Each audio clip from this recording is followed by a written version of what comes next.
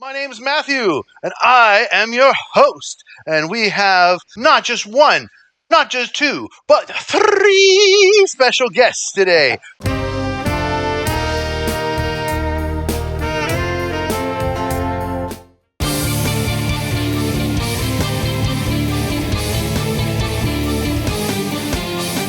First off, I would like to introduce the founder and CEO of the website with more than 1 million users, Bucket.com. Welcome, Eric Skaggs. How you doing, bud? Pretty good. Excellent to have you on again. And my next special guest is from the progressive metal band, The Keys of Solomon. I have Evelyn Holland. How you doing? I'm good. I'm actually trying out for a new band tomorrow. I might be playing bass. I might be playing guitar. Also, we have Kyle Walz. You guys know him. We've been doing this every Monday. Yeah. Kyle Walz, really cool guy, man. Singer, songwriter, guitarist, solo artist. This guy, he's doing all kinds of cool looping stuff. He does soloing over himself and jamming out and using some drums and sequencing. I love it, man. How you doing today? Doing all right, man. How are you? Good, man. Good. So how's Blood Candy doing? We've been talking about it. Oh, yeah. Blood Candy, new album, came out in February. It's doing well. And actually, I got to play some songs from it this past weekend at an art fair in Springfield, Missouri. There's probably around 8,000 people there, something like that. Wow, so nice. That was pretty cool. Very cool. To get out and play. It's been a while. Oh, man. Yeah. Yep. I'm totally itching. I'm just getting things set up to start streaming from my bedroom here. That's the best I can do at the moment. Yeah. But I'm really excited for that. And we've got music reactions coming up today because this is the music reaction and review show where we share music that we love with each other, and then we all talk about it and share our thoughts and feelings about it.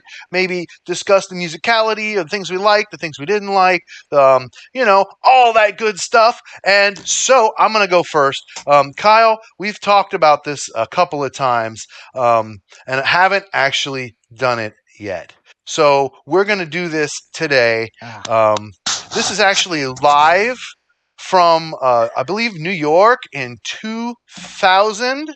This is Dream Theater, and this was over 20 years ago. Wow. The song we're going to be doing is called The Dance of Eternity.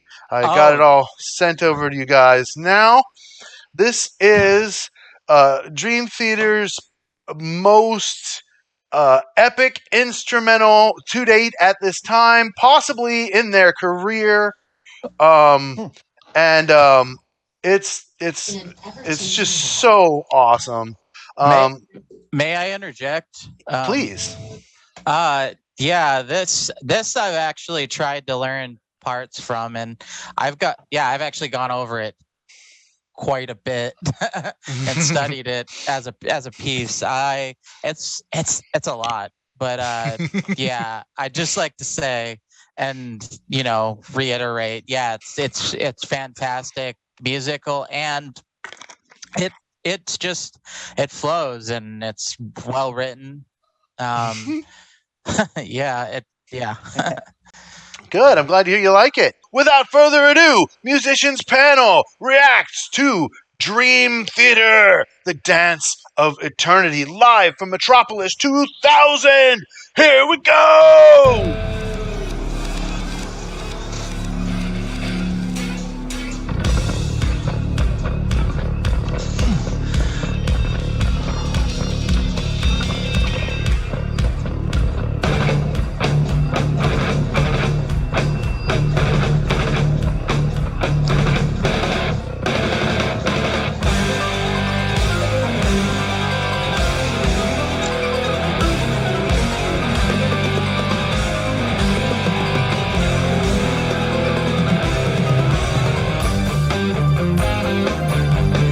Wow. Jordan Rudess with long hair. Crazy. That's just so crazy for me to see. he used to be part of Benny Moore's band back in the day. Way before Green Theater.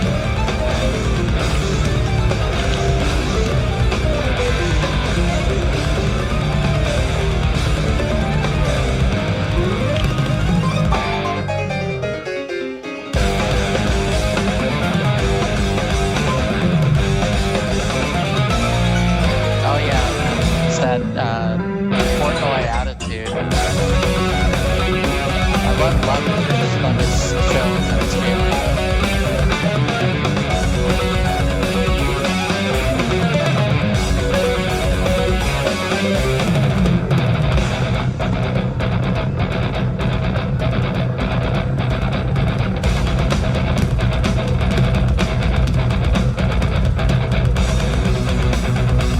Cool, dude.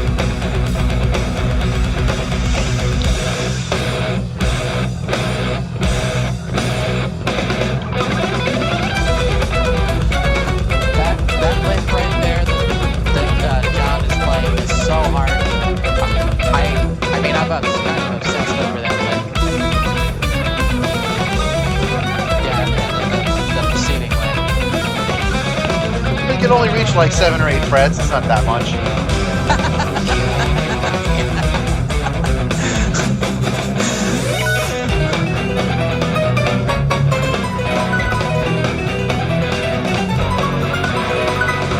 Yeah, and the rack back piano, I love that. It goes straight into the rack vibe.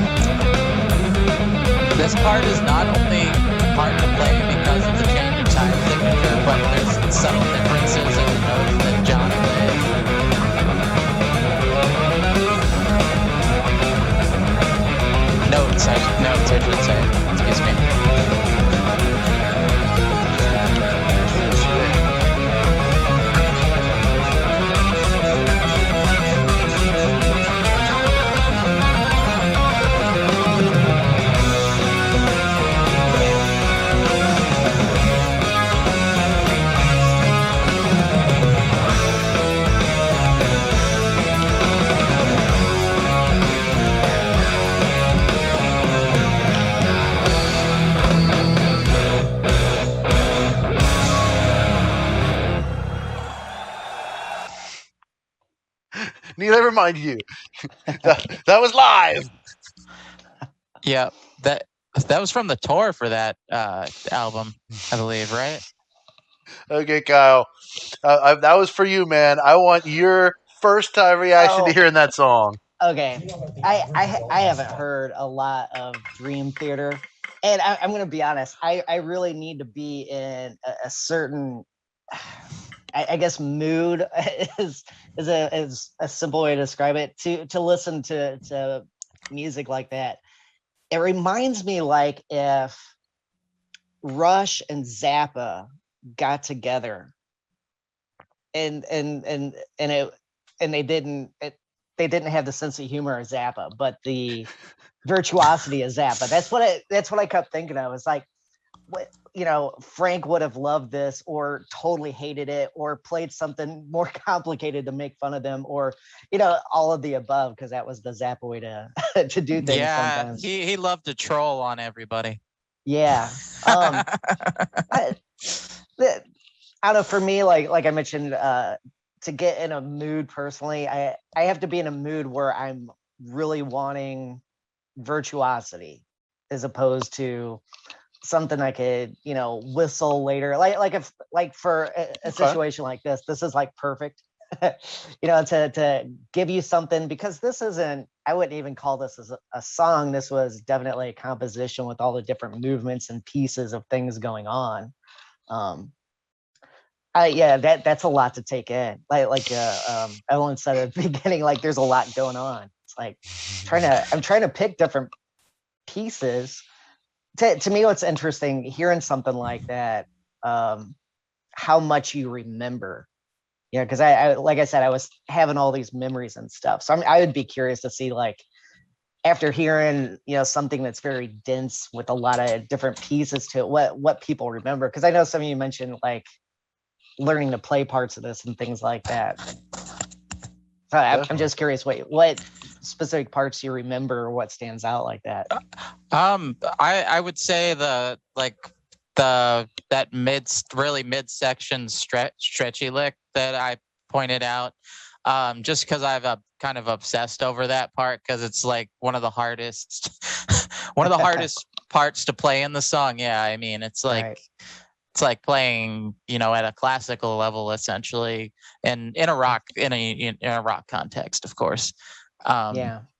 And yeah, it's just because I've the entire thing, just because I've studied it so much. Like the most of it just loops in my head.